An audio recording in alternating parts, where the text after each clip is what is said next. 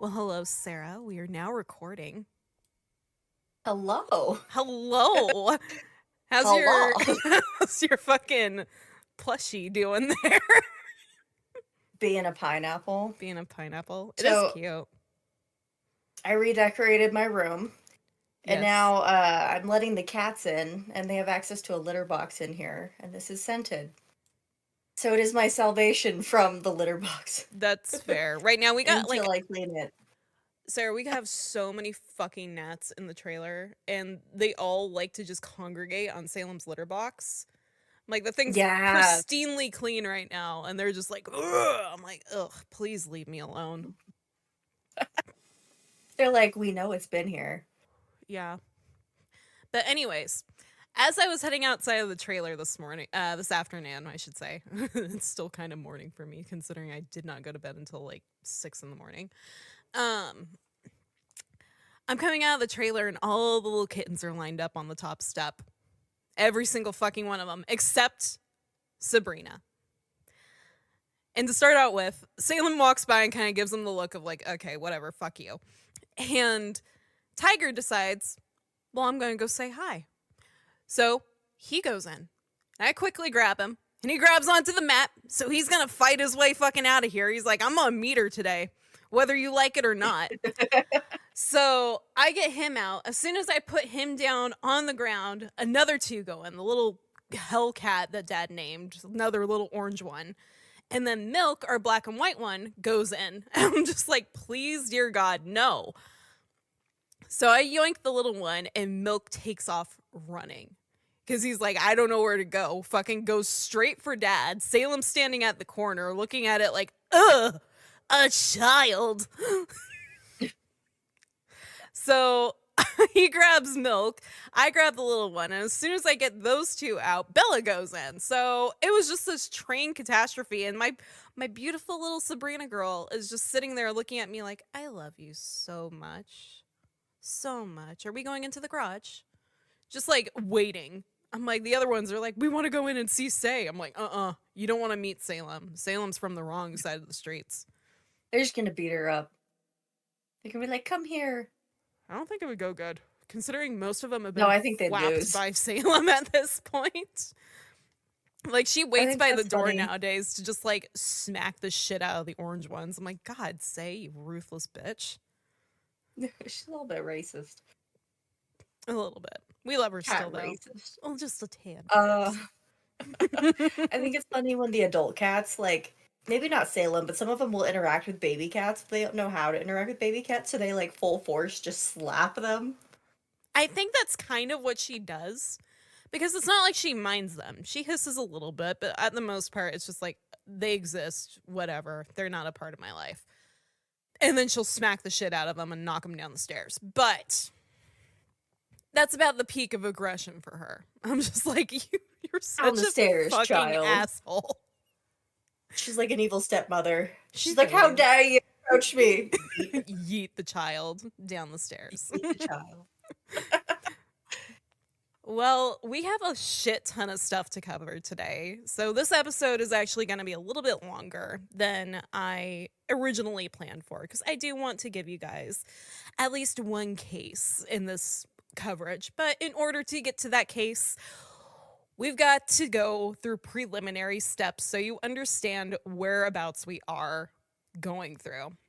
So, before we get started, while we understand that some individuals listen for the entertainment aspect of true crime, it's important to remember that these are real people with families and friends who may still be suffering from their loss.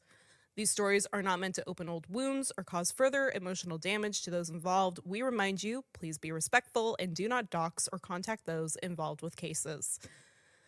The cases discussed in this podcast today may be disturbing to some audience members, and listener discretion is advised.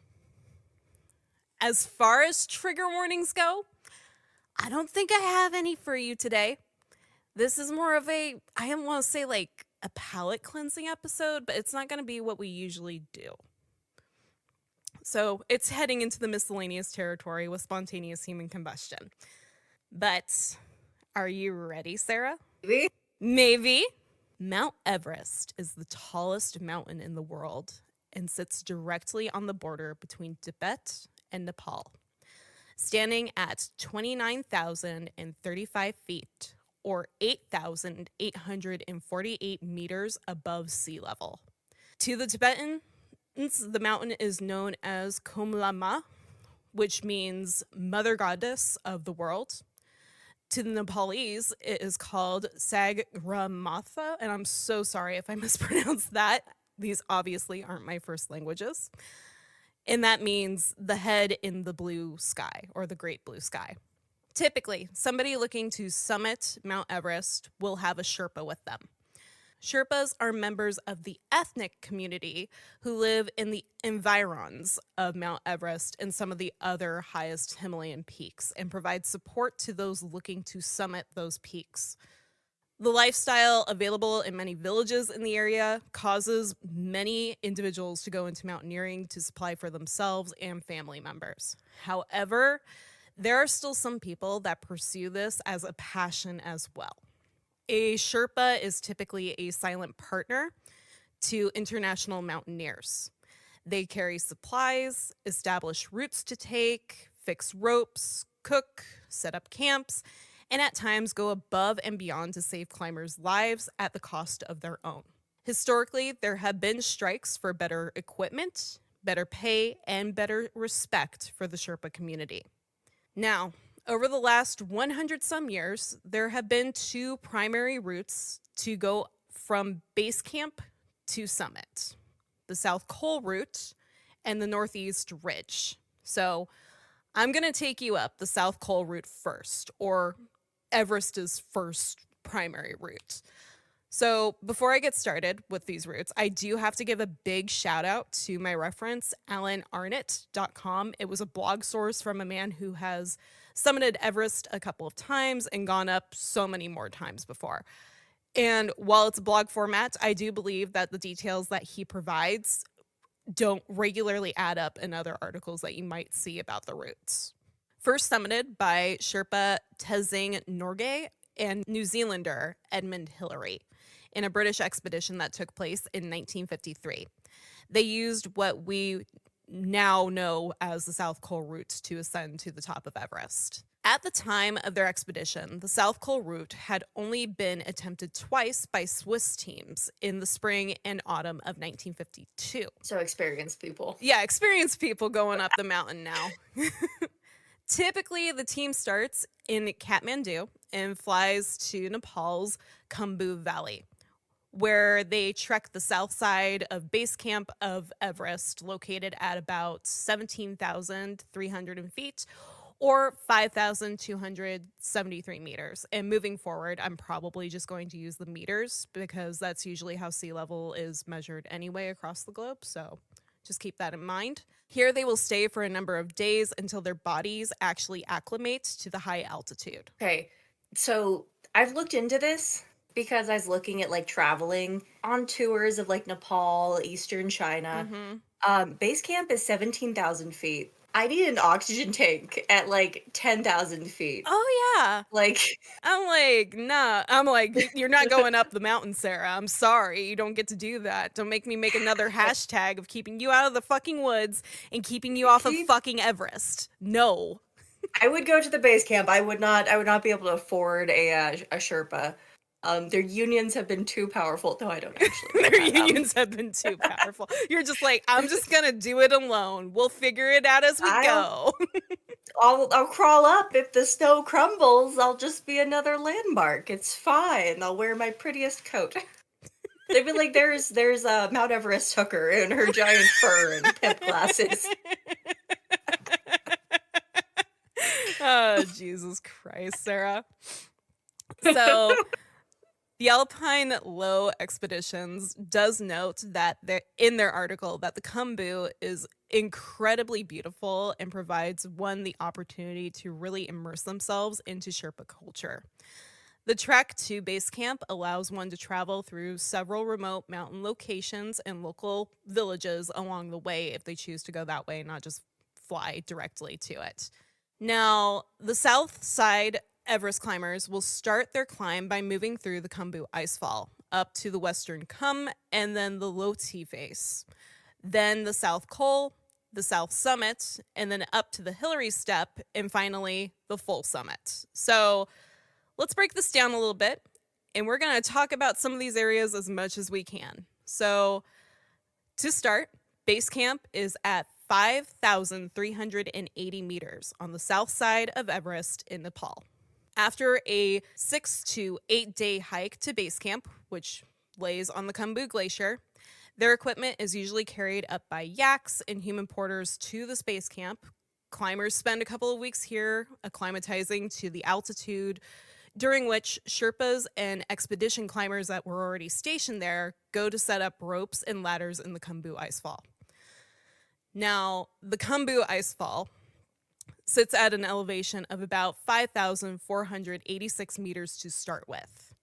It is a 2,000-foot climb on a moving glacier, complete with deep crevices and towering seracs. Climbers step over the crevasses on aluminum ladders with crampons on their boots. Now, to make matters worse, this glacier is ever-changing, and it's constantly moving with an estimated 3 to 4 feet down the flank of Everest every single day. More people have died in the icefall than anywhere else on Everest's south side in recent years. I believe that. Mm-hmm. Oh, hold on a second. And My I cat's mean, being destructive. if you want to see some pictures too, I did link you to the Google Doc. And if you guys are looking for pictures out there as you're listening, go check out alanarnott.com. He's got beautiful pictures of both routes. So, due to the constant glacial movement and change of altitude, the icefall creates snow bridges, concealing crevasses, and overhanging ice blocks called seracs, which range in size from several tons to thousands of tons, and they collapse with little to no warning, creating extreme dangers for climbers. In 2014, an ice serac released off of the west shoulder of Everest into the Khumbu Icefall and killed 16 Sherpas. It was the worst single incident tragedy in the history of Mount Everest, to which it sparked frustration regarding why there wasn't a bigger response from the Nepal government, which profits from the permit fees charged to climb the mountain, which prompted the consideration of a boycott, and other Sherpas simply walked off the job, being done with it then. Additionally, some groups that hosted expeditions pulled off of Everest for the season to pay respect to the Sherpa community and mourn their own losses, considering many of these people become tight-knit like a family in these camp locations. Now, climbers can also be caught up in avalanches or other movement events that Everest can do, that there's very little an individual can do to avoid injury if they are caught in one of these movements in the Khumbu Icefall. So even with extensive ladders, rope networks, and anything else that might be in place to try to avoid injury on a calm day, it cannot guarantee the prevention of loss of life in this area. Climbers start before sunrise to minimize the movement of the glacier heating up with the daylight's heat. This means a 3 a.m. wake-up call and a quick breakfast. First-time climbers are probably already awake with anticipation or because they're not used to sleeping at 17,000 feet. Climbers dress in layers, but not too many, as they can still get warm in these areas, topping off their water bottles before they leave and begin to head towards the notorious icefall. Depending on where the camp is located at Everest's base, this can take between 10 to 30 minutes to reach the flat section, a crampon point, which those are like the boot things that go over your shoes that are all spiky. That's the best way that I can describe them. So they attach their crampons at this point. The first section is a continuous climb that undulates wildly. Sometimes it's a 60-degree climb, and other times it's more of a 20-degree climb.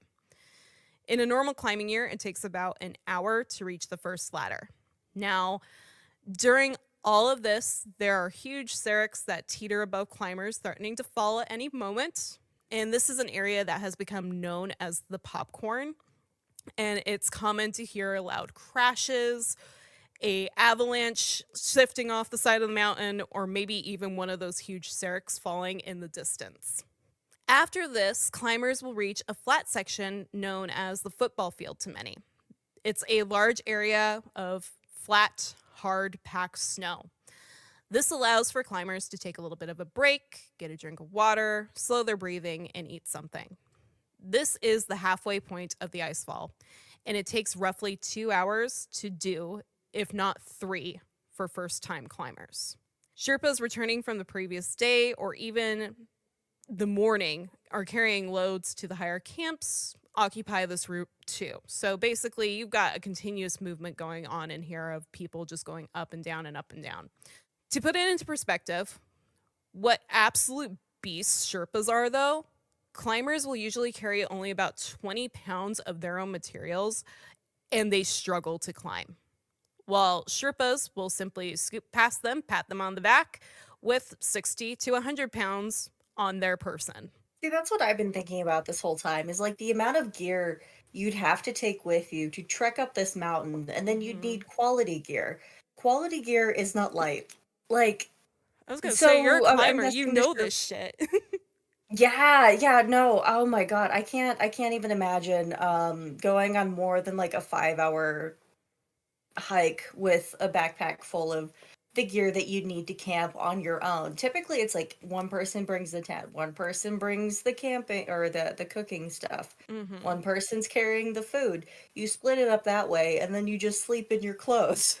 But if Yep. you're going up Everest, you can't do that. You have to have backpack, you have to have sleeping bag, you have to have your stupid waterproof tent, which is going to be even heavier than a regular tent. It's a lot. Probably sleeping pads because there's no way you're going to be sleeping on the cold ground. Yep. That adds weight. If you want like a quality one, you get a shitty one from Walmart for like $12, but you probably die. Like, Why'd he die? My back ached too bad from the rocks.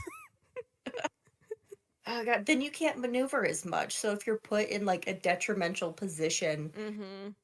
you can't do the jumping around unless you're Superman or something, or like Dwayne the Rock Johnson. You can just like, yeah, this gear is nothing to me. I just remember the I can last throw time I my went body to sleep. I went climbing and I yelled dino. My belay team didn't know what that was. I was just like, Really? yeah, they didn't know. They dropped me. Oh God, stupid. Mm-hmm. Uh, Well, I know that you I ripped a yelled belly break button one. out. Yeah, I yelled break to my climbing partner, and she said I am breaking, and I was like, okay, that means she's holding me in place, and I let go, and then the next thing I know, I was sliding down the wall, and then I was free falling, and I hit the ground, and it ripped my belly ring out. Ouch. Nope. So, Yeah. yeah, Oh yeah. no, that's. The next section is the upper ice fall, but it fools climbers because at this point, they think that they're at the top, and there's still more to come. The final section involves steeper ladders and sharper grades, and it usually takes 4 to 6 hours to cover 1.62 miles. However, Jesus. climbers do get faster as they acclimate to the conditions. At the top of the icefall, the terrain becomes flat and expansive in a snow covered field that leads into the Western Cum. From here, Camp 1 is roughly a half or a full hour walk away. So, climbers cannot see Everest until they go up another quarter of a mile into the Western Cum. From here, they have a beautiful view of Pumori and the other 17,000 meter hills behind them. This is a broad, flat, gently undulating, like glacial valley basin, terminating at the foot of the Loti face of Mount Everest. It was named by George Mallory when he saw it in the 1921 expedition for the British Reconnaissance Expedition, which saw the first climbers exploring the upper sections of Everest, searching for routes to summit the mountain. It also saw the first accurate maps of the region, and I believe they were there for nearly 6 months on recon for the best way to reach the summit without actually attempting for it yet. So some of those maps are actually still used to this day, which is really interesting. So The word comes from the Welsh word for valley, which is also, this area is known as the Valley of Silence, as topographically, the area generally cuts off wind from the climbing route, and any and all sound kind of gets swallowed by it. So it's very quiet. Camp 1 isn't actually visible from the top of the icefall. From here, heading to this area, there are usually 5 to 8 ladders with fixed ropes. From here, they are told to be extra careful and always attach themselves to the ropes. There's a tendency for climbers to relax in this area, and that leads to complacency and ultimately accidents and death. The walk to Camp 1 is a gradual gain, and climbers are usually still breathing hard from the icefall. It takes anywhere from, like I said, a half hour to a full hour when they see the sight of the yellow, green, red, or white tents in the snow. Now, Camp 1 is about 6,065 meters up. The Western Come route from Camp 1 to Camp 2 is heavily crevassed. Now, this is an area where it would be smart for teams to rope up together or stay clipped into a fixed rope if there is one. It takes roughly 2 to 3 hours to walk from Camp 1 to Camp 2. During this time, heat stroke can actually be a factor to climbers, considering they're openly exposed to the sun and wearing heavy winter gear. Camp 1 serves as a way station for the Western Come in Camp 2. It is a U-shaped valley carved out by the Khumbu Glacier. Everest can be seen on the north or the left side of climbers, and the Lotus is directly ahead, and the Nuptus is on the right or the south side of the Come. However, most climbers are focused on getting to their tents at this point, having a brew and some food and fucking relaxing, because holy shit, the ice fall is a monster. Now, it's a fairly straightforward trek, but there are several dangers in this area. Temperatures can easily reach 100 degrees Fahrenheit, and the sun is reflected by the snow and ice covering the walls of the valley. So it's kind of like you're in a fucking magnifying glass. That's insane. Mm-hmm. I don't even know how that's possible. I Yeah. guess it's high enough. At that point, I'd probably be very confused. I'd be like, why is this winter coat coming off? Like, is this paradoxical undressing? And it Mm-hmm. might be, because there's probably snow. Oh yeah, and absolutely that happens even with people reaching the summit, is that paradox, whatever you said, undressing. They start taking off Yeah. clothes because they think that they're so hot that they need to have them off, and the reality is that you're going to freeze if you take it off. Yeah, your body starts heating up and you're like, God, why is it so hot? What was it? I think I've told you this before, but I ended up like, I was on a hike with one of my friends and I got down to like my sports bra and we were like in the middle of a snowy woods and she's like, Are you okay? And like I didn't even realize until then I was like sweating, like disgusting, like just it was gross. Mm-hmm. And then I was like, maybe I shouldn't be doing this. Once I put the coat back on, like my body temperature eventually returned to normal. But that's real. Like your body is just like, oh God, it's so cold. Let's sweat. Let's sweat and take this off. And you're like, God, I'm Let's dying just of heat. sweat it out. It's cold, girl. It's like, Mm-hmm. no. So, on the flip side of that, it can also become so brutally cold if clouds do move in and the wind picks up. And inevitably, if there's cloud coverage, it's going to start snowing on Everest. Then there are crevasses. Some are crossed on ladders, however, others remain hidden underneath thin snow bridges. Camp 2 sits on the most eastern point of the Come and serves as a advanced base camp for a launching point to the summit. From Camp 1 to Camp 2, it's around a 1.74 mile hike with an altitude gain of 1,500 feet. Most climbers leave Camp 1 at around 6 a.m. or earlier to avoid the heat or mid-afternoon storms. The last half hour is the most mentally challenging, though, with Camp 2 seeming like a never ending mirage in the distance, and the route goes up in angle. And once in Camp 2, It can be a steep walk to the tents due to it being set up along the rocky gully ridge. And if your tent is at the top of that gully, it's a very, very long final half hour because you've just gone through hell. You're like, okay, let me just walk to my camp. And it's like, you got to fucking hike up this rock slide to get to it. You start thinking, I could sleep anywhere. Yeah, that's one of those moments that's like, I could sleep on the ground. We'd be okay. You It's know, kind of like this pile of rocks. when we talked about Glenn and Bessie Hyde, how they just got out of the boat and they went, yeah, here's good. And they just slept That's on the the ground. feeling. Yeah. I've had that moment before. Once you hit about like 10 miles, it's usually like, I could go for a nap. I don't care if I wake up in the dark. It's fine. Hmm. So, Camp 2, or Advanced Base Camp, ABC, is established at 6,500 meters. Next up is the low T face. The next path is the low T face, which is the fourth highest peak in the world at 27,920 feet. The face is a steep wall of hard packed ice and snow that holds Camp 3. Climbers will take on the low T face twice during a summit attempt. The first as an acclimatization climb, and then again when they push for the summit. Climbing the low T face is a challenge after the Khumbu Icefall. There are usually 2 ropes up and down attached to the face with ice screws and anchors. Each rope I'm is exhausted roughly already. 200 feet long, so climbers must unclip their carabiners and jumars, I think that's how that's pronounced, at the junctions. This is a 2-step process, so that climbers are always attached to a fixed line by at least one device.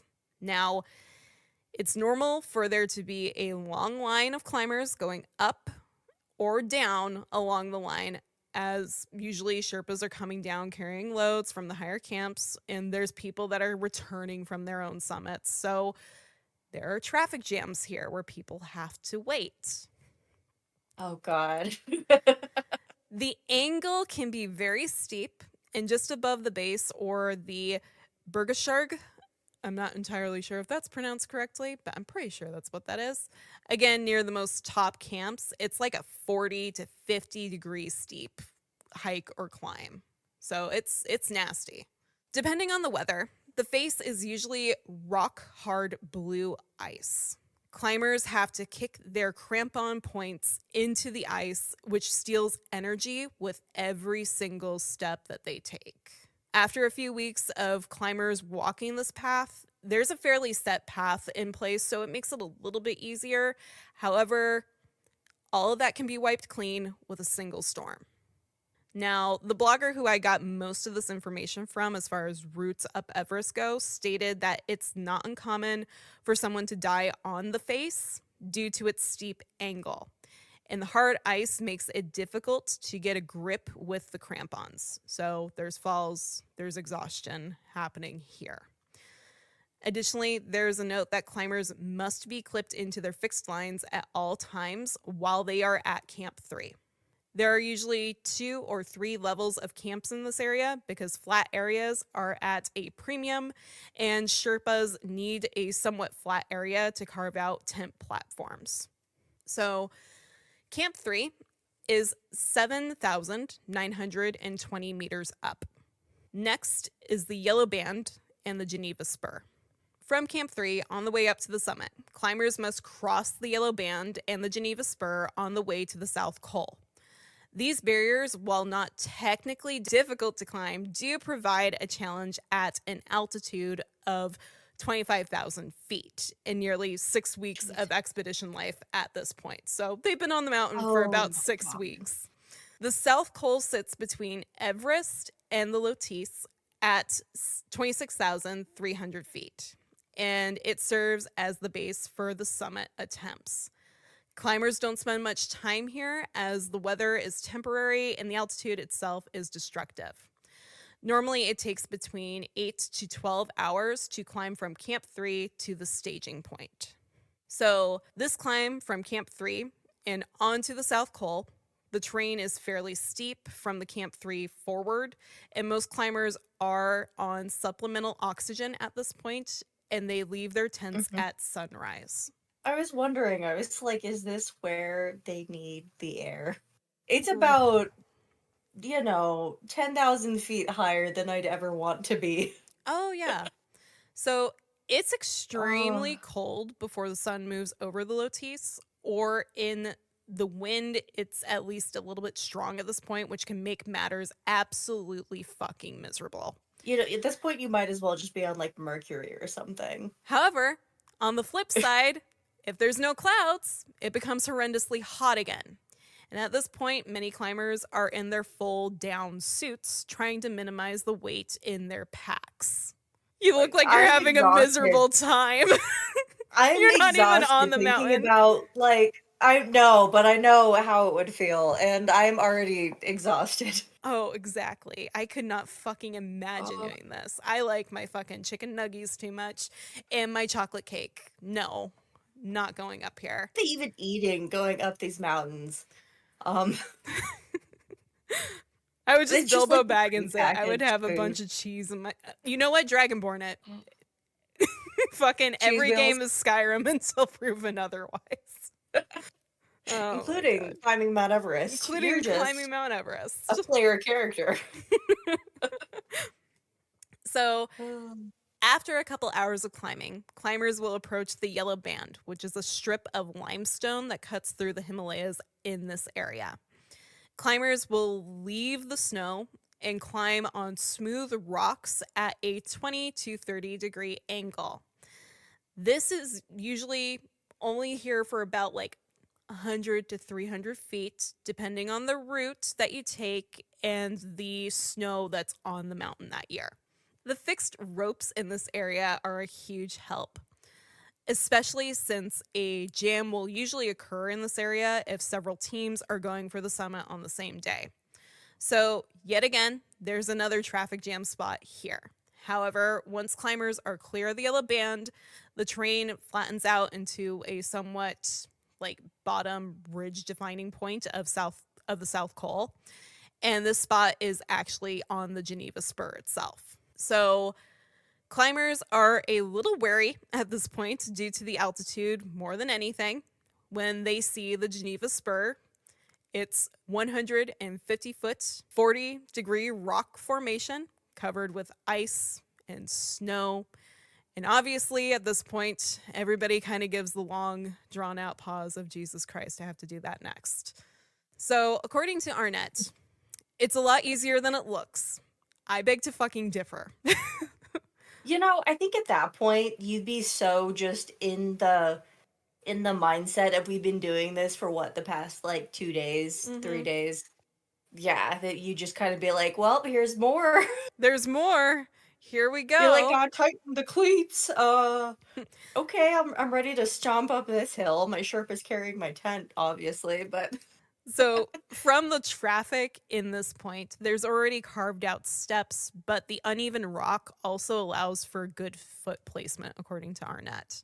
I guess that's good. Yeah, which I'm It's like presuming it's like stairs at kind of that like point. you wedge your foot going into it. So it's like you got a good foothold before you go up Oh, that's next. probably. Yeah. I see why they're saying this is easy because it's consistent. It's not that it's physically easy. It's that I might die if I step wrong. I might Then die the if I rest of step the trip. wrong, but hey, I got good holdings here. Yeah. Oh no. So, in the low It's snow years, this area may actually be free of snow and allow most Sherpas and climbers to remove their crampons to make travel easier. Now, once on the top of the ridge, climbers will follow a rocky path worn by other climbers and soon step onto the South Col entirely, an area the size of 2 football fields with 10, 20, or even 30 tents huddled together on the western end. This is the first time climbers will actually see the summit pyramid of Mount Everest. So, welcome to the staging area. We are at Camp 4, located on the South Col at roughly 7,920 meters. And before we go further, we need to talk about the death zone. At the higher regions on Mount Everest, Climbers Oh my seek the God. summit typically spend a substantial time within the area called the death zone, which are the altitudes higher than 8,000 meters. And they will face significant challenges to survive. Temperatures in this area can easily dip into the negatives, and frostbite can result at any part of the body that is exposed to air. With temperatures being so low in these areas, much of the snow is well frozen in certain areas, and death or injury can occur by slipping and falling. High winds are also a potential threat to climbers at this point, as some of those winds reach similar forces to that of a fucking hurricane. And not to mention, on top of that, you also have a wind chill. But wait, Oh. we're not done. Hold your Oh. breath, hold your applause. We're not done. Okay. Another significant threat to climbers is the low atmospheric pressure that allows only 1/3 available oxygen to breathe, which Jesus Christ. can result in exhaustion from merely trying to take a breath, Oh and my. has resulted in most expedition teams requiring supplemental oxygen tanks and masks above 8,000 meters. Well, that's half the weight of your pack. It's Mm-hmm. all the. It's all the It's not the oxygen. weight of the oxygen. It's the It's the tanks. weight of the tanks. Yeah. Mm-hmm. I'm picturing grandma going up the mountain with her fucking like trolley that she keeps her I oxygen know, that's in. kind of what I picture too when I think oxygen All right, tanks. kiddos, we made it up all the 4 summits. We made it to the 5th camp. She's like, let me put my oxygen in. She like ropes it around her ears. She's like, all right, let's go. Let's go. Grandma's a badass. Grandma's going this easy peasy. The rest of us are just like.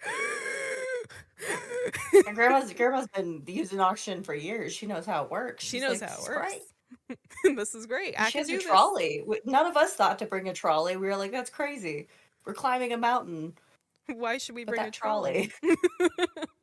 So, additionally, there's also the barometric pressure that causes weight to feel 10 times heavier in this area, which can make climbers feel disoriented, sluggish, and heavy fatigue, not to mention extreme distress on organs as well. Oh God, diarrhea.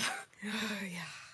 I want you to know that that's probably going to happen at that altitude. Is Um, Does it happen when you do you climb Mount imagine? Sarah? Are you just, is this No, a because I don't TMI go that moment? high. That's like almost twice as high as like the highest mountain in Colorado. Like, okay, but seriously though, like if there is intestinal distress gonna happen, I swear to God, I bring Tums hiking. But that's why, because you don't want to be in like a life endangering situation and then you're stuck pooping for like 6 hours. Exactly.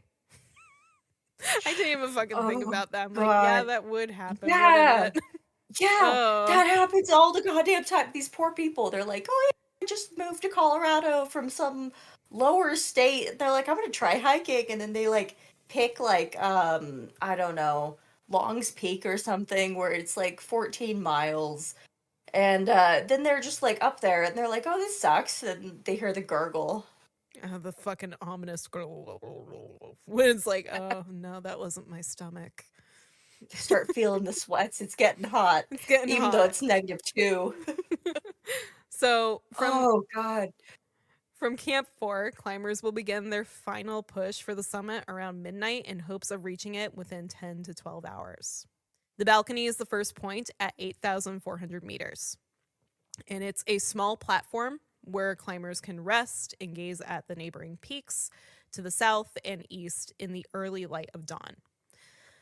When climbers leave the balcony, they're on a somewhat gentle grade, but it quickly increases to 30 degrees on a snow-packed path. This changes though when climbers hit an area Arnett labels as the slabs, which are a long section of smooth and jumbled rock around 200 feet length in total. This area has a few sections that are 20 feet, 30 feet high, with cliff like features at 60 degrees, where climbers are placing their crampon front points into the jutting rock and pulling themselves up with a jamar or an ascender to hold their place, which can get exhausting, especially when you have another traffic jam on Everest with people standing in line No. to reach the summit, creating Oh long God. bottlenecks going up and down to the summit. It's so much worse than just having to go up or down the mountain. The Hmm. adrenaline's, going, and then all of a sudden you're sitting in line. Oh, yeah. I would be having a And panic all of a attack. sudden, oh God, all of a sudden it's like -20. I'm sure like the first time you have to sit in line, it's all fun and games, and you get to talk to like fellow travelers, and they're like, we just came from the top, and you're like, that's so cool, that's where we're going. And then this traffic jam, it's probably just like, do I still have my toes? Do I still have my toes? My fingers I don't hurt. I don't need them, but uh Well, you need one of yeah. them. It's partly to do with like your balance. I think it's like the toe next to your pinky that does that. Actually stabilizes you to be able to walk. So you need one at least. The rest of them can go. And if you're just left with your big toe, I think you'll be okay. We'll be all I think right. that's where the most blood will go in your foot, but Hmm. you So might be down a couple by the end of the trip. above this point, it gets steeper, but it's short lived, around 100 feet on a wide slope total. From here, climbers will be able to see the summit for the first time and may think they're actually going to achieve the summit. However, there's still some distance to go. Once at the top of the south summit, climbers must go down about 50 feet, after which climbers encounter a small rock climb about 10 feet to a knife edge ridge called the Cornish Traverse, which leads to the Hillary Step. This Why is it is called that? the Hillary Step. Yeah. It's named after the first person to summit Mount Everest via the South Col Okay. route, Hillary. Okay. So, this is possibly the most exposed section on the southeast ridge climb. One side is a 8,000-foot drop onto the southwest face. Then the other is the Kangshung face with a 11,000-foot drop to its side. Now, the Hillary Step is located at 8,790 meters. The Hillary Step was named after the first climbers, like I said, to ascend to Mount Everest, being that of Edmund Hillary and Tenzing Norgay. The first two to successfully summit Everest in 1953. I just looked up how many feet it is. 28543, whatever that number is. Is that 28,000. 2,850? No, it's 28,543 feet. Jesus Christ. Nope, that's too high. Oh my gosh. So, climbers will ascend the step of rolling rocks via fixed ropes set up previously by Sherpas. And once above, it's comparatively easy to climb to the top on the moderately angled snow slopes. Then, the site of the prayer flags come into view after roughly 20 minutes of walking, marking the top of the world. The summit isn't big, maybe about 30 feet square wise, and there's a small bench carved out of snow for people to pose for pictures among the landscape and assortment of flags left by previous climbers. Now, that's just one path. We got two more that I need to do, Oh my god. but they're not as long.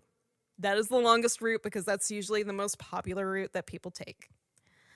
At So, this point, I think I'm just convinced that these Sherpas are like the elves from Lord of the Rings. oh, I am too. They are absolute fucking beasts.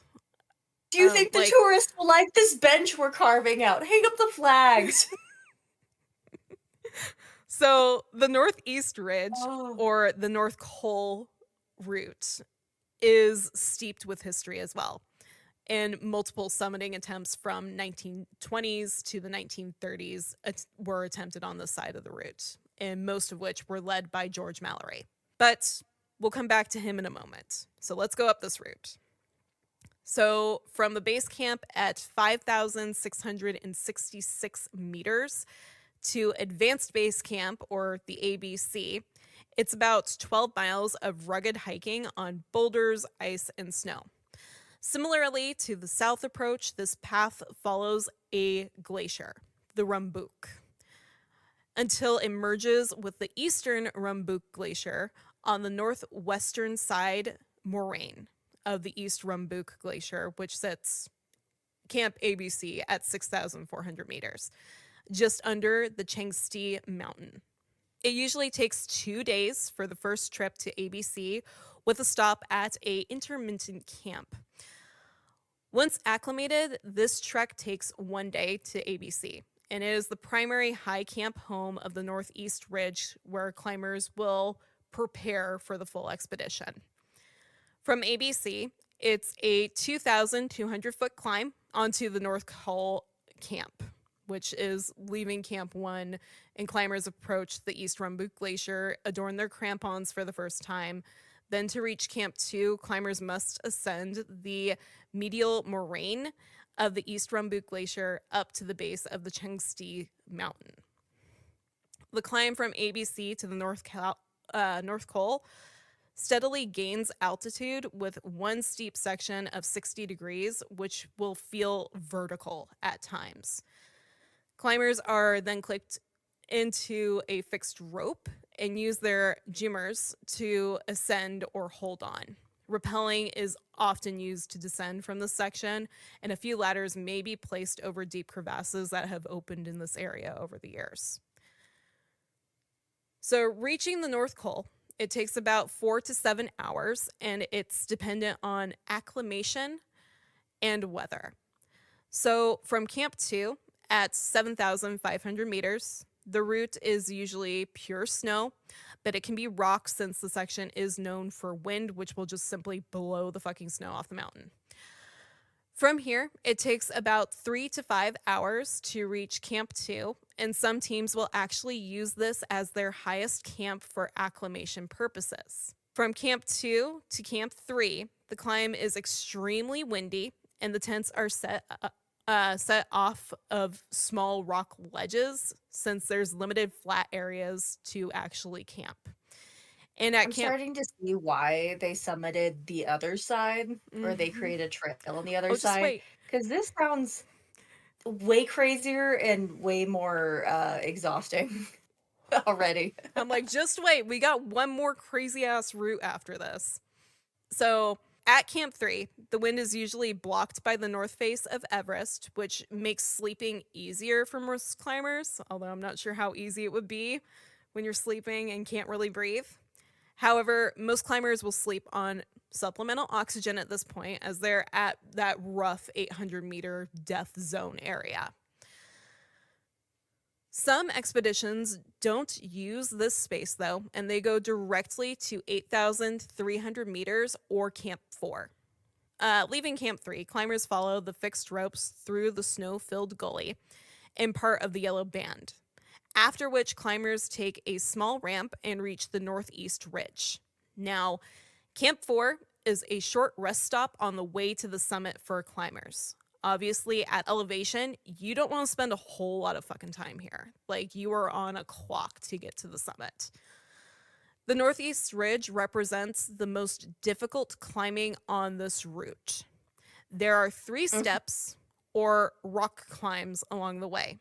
The first step consists of large boulders that pose a serious obstacle even for the experienced climber. The second step is best known of the 3, and this steep section is at an altitude of 8,610 meters and has a climbing height of 130 feet, of which the last portion is vertical. Oh my god.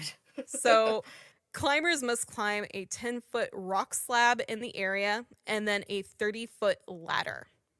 This area is That's known insane. for having a 10,000-foot vertical drop and is Yeah, difficult to navigate I as would you not doubt descend. that.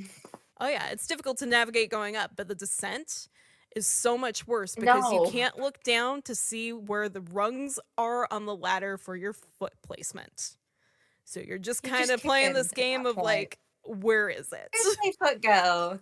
Every foot, because you can't misstep. That sounds miserable. Mm-hmm. This Additionally, sounds like really, it sounds like we built some ladders for you guys, and then like you get up the ladders and it's terrifying. an avocado. Thanks. Additionally, due to delays in traffic jams with summiting, there is an increased chance of frostbite or acute mountain sickness due to the low oxygen levels at the high altitudes. Oh my god. Well, you're going up so fast, I feel like on this route. Like Hmm. it's like bang bang bang. Like there's no chance to really like there are no football fields to meander across. Yeah, and take like a little bit of a Like breather as you're going up. Like, nope, yeah. you're just This is going just straight up now. oh god. So, after the third step, which is significantly easier than the last two steps, climbers will reach the summit. So, there's the Like north route. oh my god, that's just you're here. You're here. Welcome to Welcome. Everest. I saw Thanks for paying us. Sorry your donkey fell off the cliff. Arnett actually has like a timeline of how fast like you go up the mountain, like when you're expected to get to every single camp. And from what I could see, the north route is actually probably the fastest way up. So if you're looking for a quick trip up Everest, you take that one, but it's going to be a pain in the ass. Honey, I only got 4 vacation days. Now, It's like Jesus Christ. this last route is going to be super short because there's not a lot of information on it. And that is the Western Ridge or the West Ridge Direct. To which, please, dear God, don't go Googling this because you will run into a video of somebody falling off of it. Or do, if you're into that. I'm just letting you know ahead of time because I wasn't ready for it. The Western Ridge is demanding and exposed to strong winds from Tibet. Its difficulty is reflected by the fact that only 21 teams have attempted it as of the year of 2000. And out of those teams, only 3 have successfully summited on this side. Okay. This one where's the video or where there's the video of the guy just not the guy, the corpse sliding down next to the group of travelers. It might be. It might be. I'm not Okay. entirely sure. The one that I saw was literally they were walking up this little balance beam of a fucking ledge, and it's an older video. And what had happened is that this guy was in the back, just kind of like meandering his own way, and then there's a poof of fucking white. Everybody stops, and he is gone. And they all just kind of stood there for a Oh. moment. I'm like, oh my God. And then they just kept walking because that's honestly, and we'll get into it, that's what happens. So, for the reason that there's only been 3 successful summit attempts on the Western Ridge, it is incredibly hard to have a straightforward route like the other 2 routes more commonly used. This, Successful means they all survived, right? from what I know, yeah. Okay. Okay. So the unsuccessful some people made it back down, but not like a whole team of people. I mean, if they summited and made it back down, that's still a successful summit to them. I don't know if the rest Oh of their my team god. fucking Okay. made it or not. So I don't actually know about these routes, but so one Sherpa and one guy can make it down. But so that means what, 18 groups of people are just oof. Yeah. Or they Oh my abandoned the god. summit and they just went back down. Mm, So, good for them. this is Everest's most dangerous route to summit. And in 1974, with the first ascent attempt by Yugoslavian climbing teams, it saw 6 members die in an avalanche because their camp was made up in the avalanche flow. So they got completely wiped Oh, out and the bodies were never found. Now, down there. it has not been successfully completed in nearly 30 years. And some may argue that People are there smart. Mhm. And some may argue that an expedition in the 90s on this ridge did actually see this route completed. However, there is notation in that expedition that they did have to switch their routes midway through. So therefore, they did not actually complete the West Ridge. direct. Okay, so that's impressive though. That is super Yes. impressive. Whether they made it to the top or they made it halfway up and they had to trek over to another route, that's insane to me. Oh yeah, and there's a I want to say it's a book that's available online. I did cite it in our sources. That's like called The Nine or something like that. And it has to do with a team going up this way. And it's literally the way that this guy describes it is like you are camping on the side of a wall sometimes. It is just a straight up climb. We are climbing through crevasses. People fall. It is a nasty fucking route to take. So let's head into our topic now that we've kind of cleared out a little bit more of the preliminary stuff. So you know where we're at. You know the routes that we are setting down to take. Oh God. Now, due to lack of oxygen, exhaustion, extreme cold, climbing hazards, they all contribute to the death toll on Mount Everest. If a person is injured and cannot walk, they are in serious trouble on this mountain since rescue helicopters are usually impractical and carrying a person down it can be risky. To this day, there's no known number of how many bodies remain on Mount Everest, but there are certainly more than 200 climbers and Sherpas alike tucked into crevasses, buried under avalanche snow, and exposed on the slopes. Most are concealed from public view, while others are a familiar fixture on the route to Everest's summit. As of 2019, over 300 people have died on Mount Everest, earning the unofficial title of the world's open air graveyard. Many wonder why there's so few attempts to recover the bodies that litter the landscape. And the painful truth is that it's hard enough to return when you're a living person.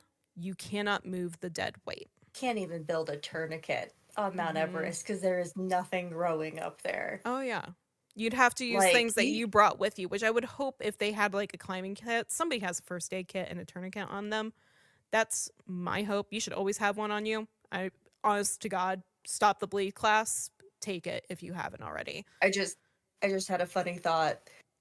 So let's say I'm gonna call this guy John. John falls down because he twisted his ankle or broke his leg or something. So they tie him and they carry him up the summit. But that's their climbing rope. So they're like, okay, John, we're just gonna hang you going back down. John is very much so alive. But then we're climbing down the rope that John is attached to. Jesus Christ. You'll be okay. We'll get back to base camp soon. It's just a few more days. He's like, oh God. We won't get into it on this episode, but there are some instances where people are just fucking left dangling, and it is horrendous to think. Because Yes. No, it's horrifying. What I think is funny because the person survives, but I can imagine that more often than not, it's kind of like an us or them mentality or a me or them it's unfortunate, that but high up yeah, on the that is mountain. kind of that mentality up there. Yeah. So, a typical dead body on Everest can weigh over 200 pounds and is frozen solid. Before it Ooh. can even be moved, it has to be broken free from the mountainside, as most bodies freeze to the mountainside in less than an hour after death. Oh my And God. at some times, they'll freeze to the mountainside before death. And then the body itself, after a Oh heartbeat is stopped, will freeze solid in less than 4 hours. I personally would not want to feel that. Mm-mm. Now, Oh, I'd much rather a fall and my head to a rock take me than the feeling of just my body slowly freezing, encompassing like my body. yeah. So, No.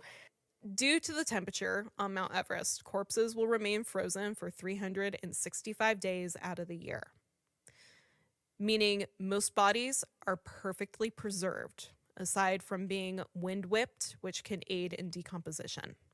Out of all the deaths on the world's highest mountain, Sherpas account for about 1/3 of deaths and remains on the mountain. However, Sherpas are typically on Everest in much greater numbers than foreign mountaineers. And while your average climber might pass through the area like the Khumbu Icefall a couple of times. Sherpas working on the mountain might take 15 to 20 trips through this area, setting up equipment and carrying gear for climbers a day. So, once again, Sherpas are beasts. They are some of Everest's bravest workers, and many have earned the name the Icefall Doctors because their whole job is to spend 16 hours a day in the icefall setting up ladders and ropes. Built different. Now, standard Oh, protocol is to leave the dead where they died, so many corpses remain in the place where they fell, serving as a chilling warning and reminder to climbers making their way to the summit. There's also an area in the death zone known as Rainbow Valley, which is littered with tent remnants, other types of trash, as well as dead bodies, which are still wearing their brightly colored gear that stands contrast to the white snow. So, now that all the preliminary information is done, and we've summited Everest in 3 different ways without oh actually touching the God. mountain itself, Oh, thank God. we're going to talk about our first body on Everest. George Mallory and Andrew Sandy Irving.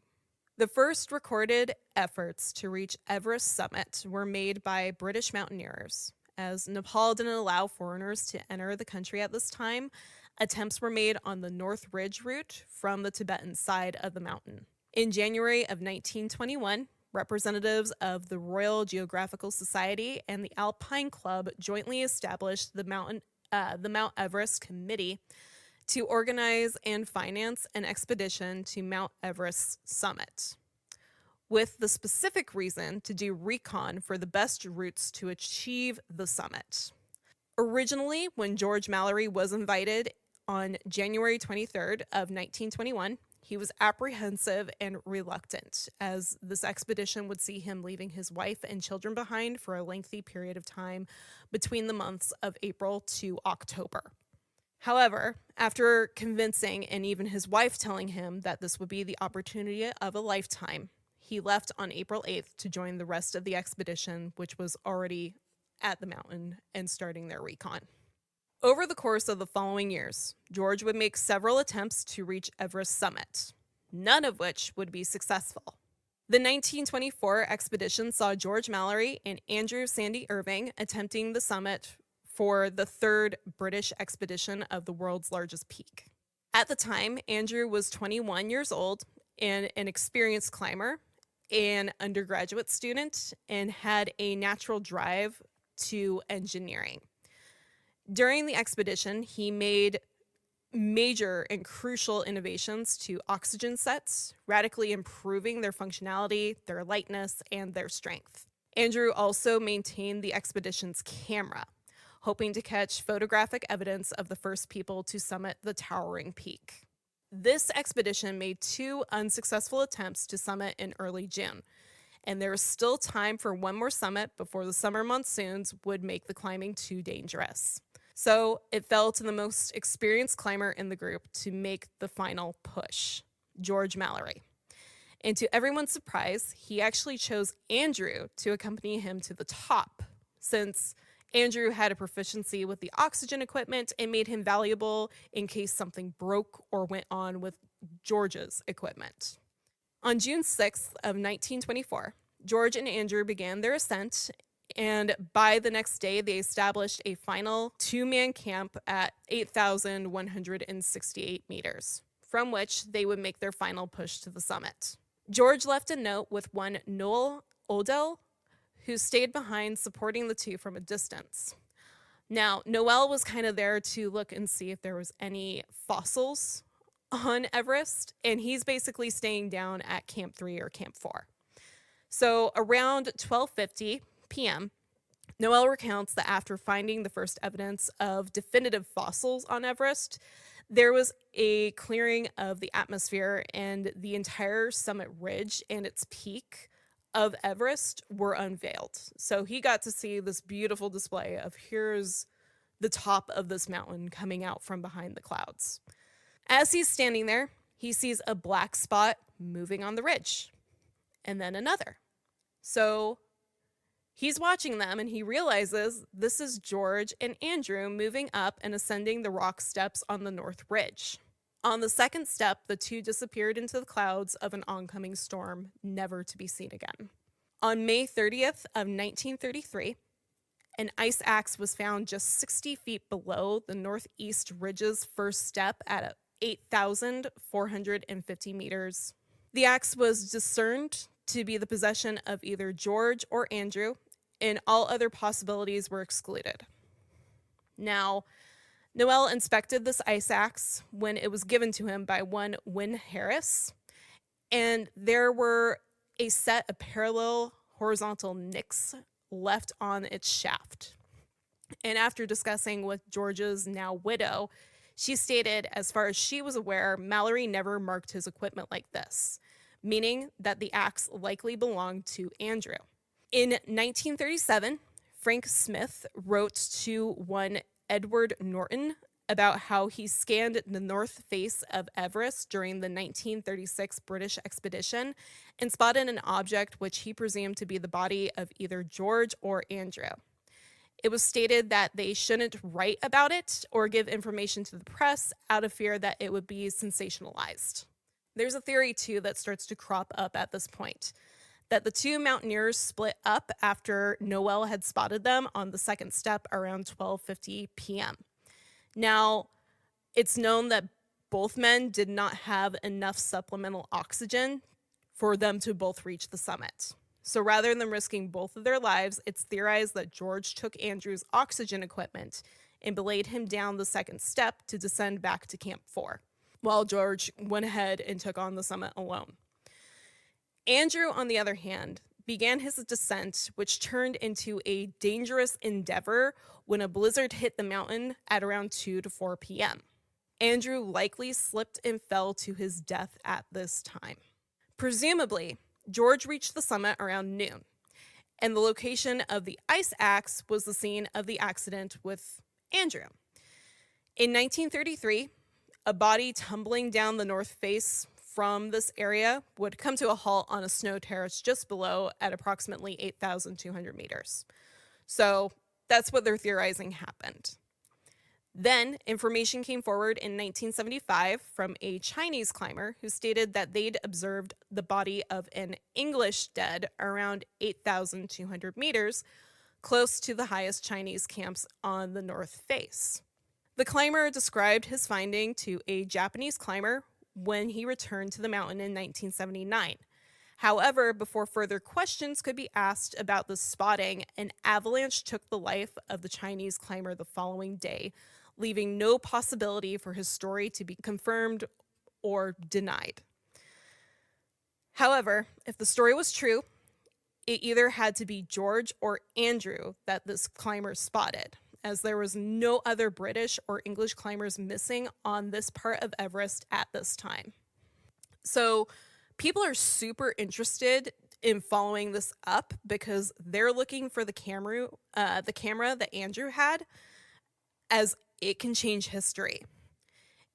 If the theory of George summiting was true, it could hold photographic evidence that he was the first to reach Everest summit. In 1999, the Mallory and Irvine research expedition began to discover if either man had been the first to summit Everest. So their whole goal is to go up and try to find this camera or the bodies. On May 1st of 1999, at around 10 a.m., the expedition team was established at Camp 4, and from here set out to search. One individual, Conrad Inkler, and I'm so sorry if I mispronounced that last name, searched on intuition and descended from the lower margin of the snow terrace where it drops away approximately 6,560 feet to the head of the Rongbuk Glacier.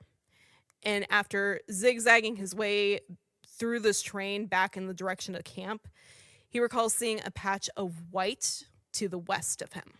So he becomes curious, and upon approaching it, he discovers it's a body, partially frozen and preserved due to the cold, dry air and consistent freezing temperatures.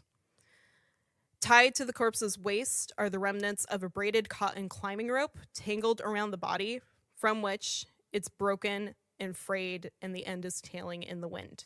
The body is face down on the slope, hands stretched upwards as if he'd attempted to slow his fall or stop it completely.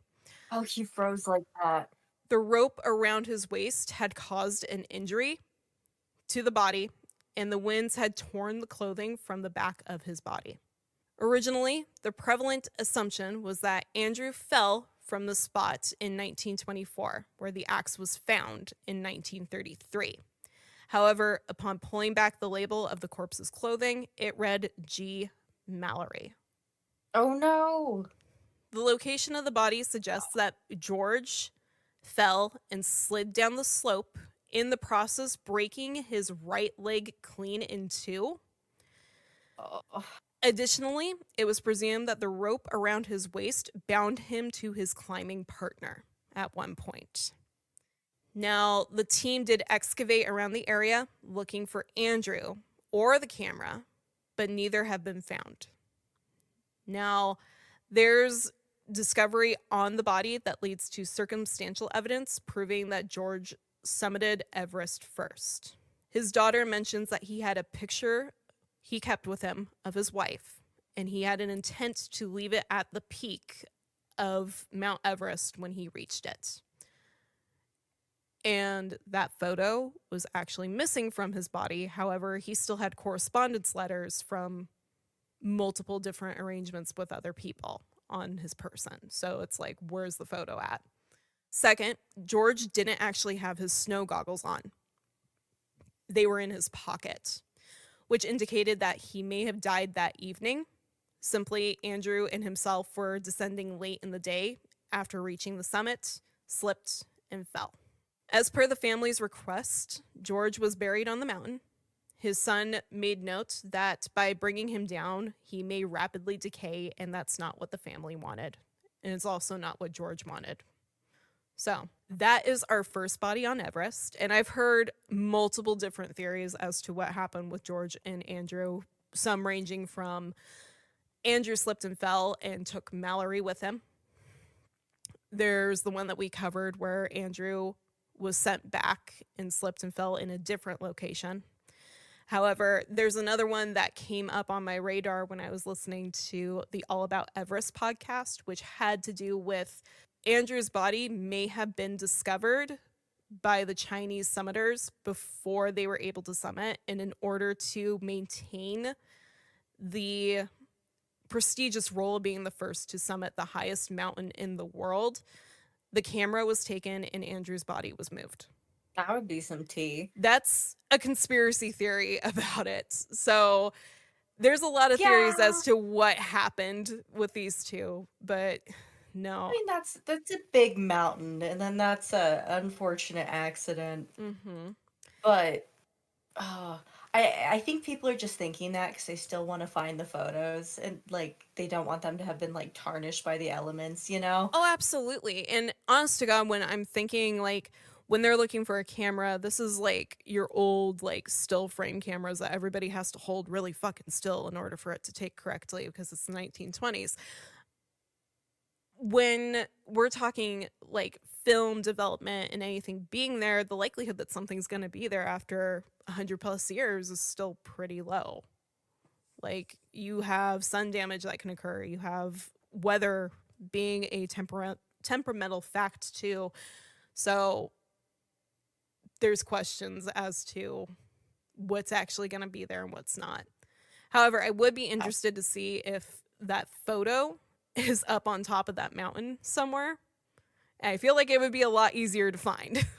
It might not, though. I think so. I mean, it probably got blown off, but that would be cool. Just someone climbing up Everest and then just the picture whacks them in the face. They're like, wait a 2nd. Who is she? No. Yeah, there's a lot of speculation, and people fall into that range of Hillary was the first to summit, and then George was the first to summit. And even his son makes the note that even if George was the first to reach the summit, that's only half of the trip. You still got to come back down after that. So it's not a complete summit. He's right, but that's still like an interesting feat. And it'd be fun to be able to prove whether or not he did. Yeah. I mean, George Mallory But at that time was one of the world's best fucking climbers. Like, this kid had been climbing since he was in school. Like he climbed the church schoolhouse that he was attending, just sat on the roof. I mean, and even if we never find out, I still think he should be remembered as one of the first. Oh, absolutely. You He is one know? of the first. Yeah, yeah. Yes. Oh my God, but that's insane. Like what they were doing back Hmm. then. None of that, I guess, had been really set up yet. So they're really just like, all right, boys, let's go. Right? And I We're mean, gonna climb a tall mountain. reading through some of those expedition notes, because I did find them, um, it was really like, I don't want to say winging, because they did have precautions set in place, but the precautions that they have set in place versus the ones that we have today is definitely one of those situations that I'm like, okay, you're winging this. Plausible, not probable. Mm-hmm. We can get up the mountain versus, oh yeah, we can get up the mountain. It's like, this'll hold. You guys want to tug on it for me? It's like, sure. Oh, there goes Billy Bones down the North No, Face. goodbye, Billy. Goodbye, Billy, and your bones. You'll be remembered as part of Rainbow Mountain. Or was it Rainbow Rainbow Mountain, Valley? Rainbow Valley. Yeah. Yep. The mental Oh, image of the God. Mario Kart Rainbow Road just came to mind. I'm like, yeah, that's kind of what Everest is, I guess, for Oh, climbers. God. Oh, But yeah, this is part one of I don't know how many fucking parts we're gonna do, because I have a bunch of people oh, listed off for part two that I need to go through. And then we also have the 1996, I believe, incident, or 69 incident. I can't remember which one it is, but we have that incident too, which might just be covered as its own special because so many people died during that. So yeah. Sarah, how are you feeling about your first take on Bodies of Everest? not be going up Everest ever, I think. Good, good. So You we've know, successfully it kept was a, Sarah off the mountain, oh, God. at least this one. You know what when I was a kid and I was rock climbing like all the time, I thought by the age I am now, I would have already have gone up Everest. Is that insane? No, because I was researching this. I'm like, I could probably make it through the Kumbu Icefall. And then I just come back down. I'm like, no, you wouldn't. You fucking lazy shit. I can't fucking get up the goddamn the goddamn I slick mean, ass like, rocks in Sarah's crack over in Havasu. Are you shitting me? God. It's totally different. And then I mean, at least everything's frozen. I mean, things might slip if they're frozen, but have you ever like hiked up a scramble? Yes. Like that sucks. That sucks. I hate scrambles. We're just Especially like, like oh when look, there's the a bunch of loose rocks. oh yeah, a bunch of loose rocks, and like Hmm. if you hit your foot placement wrong, like your fucking leg just goes straight down with them, and then you got this huge scrape going up your shin. They're nasty. It's not worth it. Well, Sarah's staring I don't into the think I could. void. I think I'm past my prime for this stuff, honestly. Most people Um, actually start from the age range, like the youngest person to actually summit Everest was 13 years old. See that sounds like he's gonna make it down. Mm-hmm. And my reasoning behind that is because there's this magical strength to weight ratio that you have when you're younger that you just don't have when you're an Oh adult yeah. unless you really kept up on your strength. Oh yeah. Like, cause Like, I started rock climbing again when I was in Glendale, and honest to God, like rock climbing from when I was a kid, like just going to Dick's Sporting Goods and fucking around, or going up with you to Fort Collins and fucking around, is so different than when you're climbing as an adult. field. Mm. In the field. In the I've done field. some stupid stuff. I think there was one time where I was in Arches with one of my friends, and I remember just looking at like one of like the towers, one of like the just towers that Mm-hmm. form there. I thought to myself, I could get up that. It's probably about 20 feet high. And I got up it. There were a couple of times where I was like, I might die, but I got up it and I free climbed the whole thing. Jesus And I have a fucking cute little Christ. photo of me doing a circle above my head, so you can like actually see me in the photo. But my friend came over and she's like, "How'd you get up there?" And she walked around the tower, and then she looked up at me and she's like, "How'd you get up there?" How the fuck did you get up there? Um, When we were in the Swiss Alps over in Kranz, Montana, there was like a column out off of the ledge. Like I went over to the ledge multiple times. Heights don't really bother me that much. I would like look down into the valley, but I looked over at this like rock column that wasn't really attached to anything else. And two of my fellow classmates are just standing out there on it. Like it's fucking nothing. I'm like, how the fuck did you get out there? They just climbed it or jumped on it, and they're just like, "Hey guys, look where we're at." Yeah. I'm just like, Jesus Christ, no. Oh my God. Some people some people are like that. They just don't care. They're little billy goats, and they're like, "Look, I can stand here." And you're like, "How do you have the balance?" Right? No. I'm like, I think they actually like, I can't remember if there was like a downed tree or something there too, but when they came back across, like it was a workout for them to get back up. And like four of us were standing there just watching, like, what do we do? They'll be fine, We'll be probably. fine. I mean, they made it. Yeah. Everybody came back alive, so we're okay.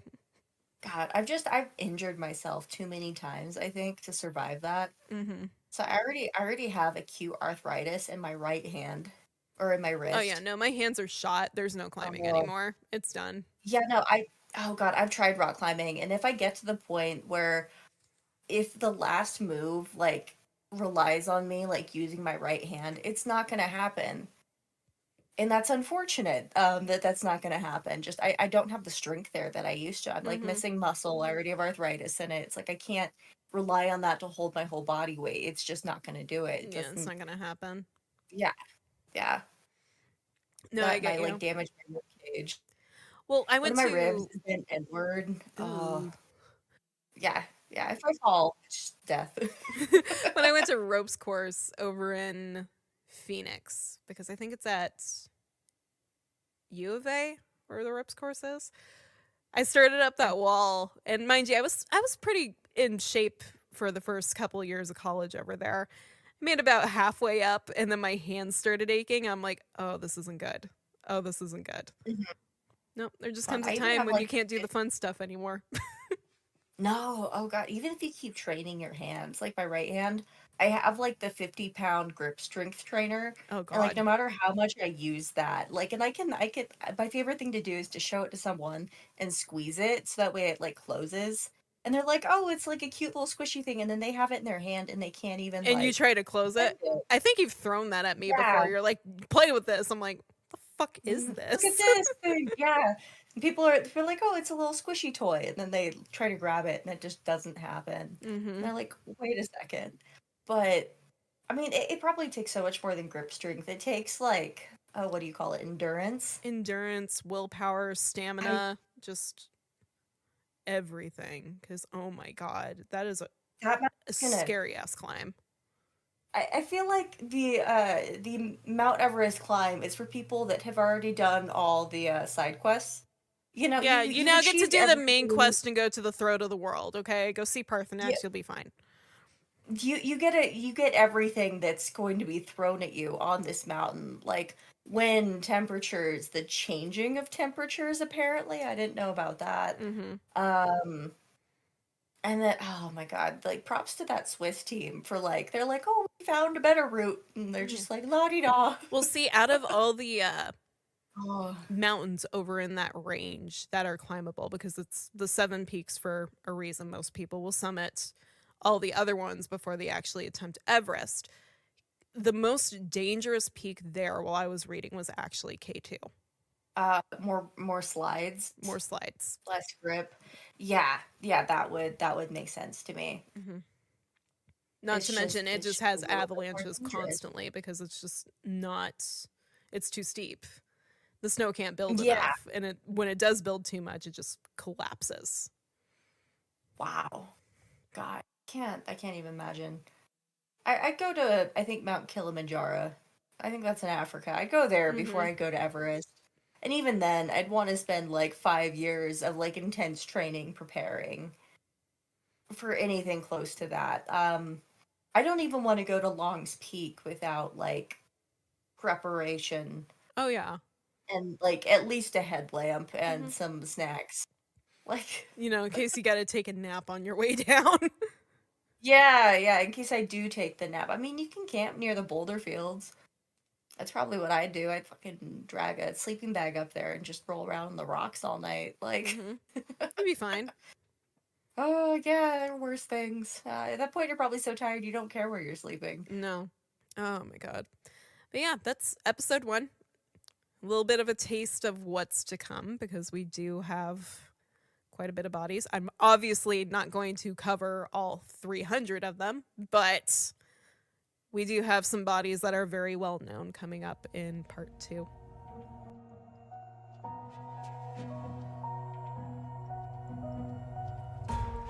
Thank you again for listening to Spattered. Please make sure to follow the show on Facebook and Instagram at Spattered Podcast and on X at Spattered Pod.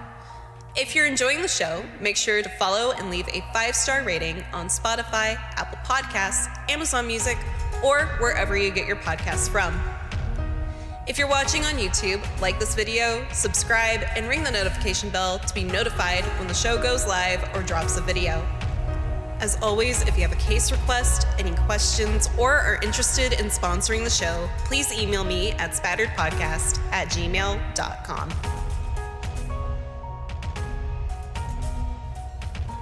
Spattered is a true crime podcast hosted by Caitlin Gardner and Sarah Ray. The research and edits for this episode were done by Caitlin Gardner. All the music for the show was done by Lucio Cardenas. We'll see you next time. Stay safe out there. And remember, the truth is always in the blood.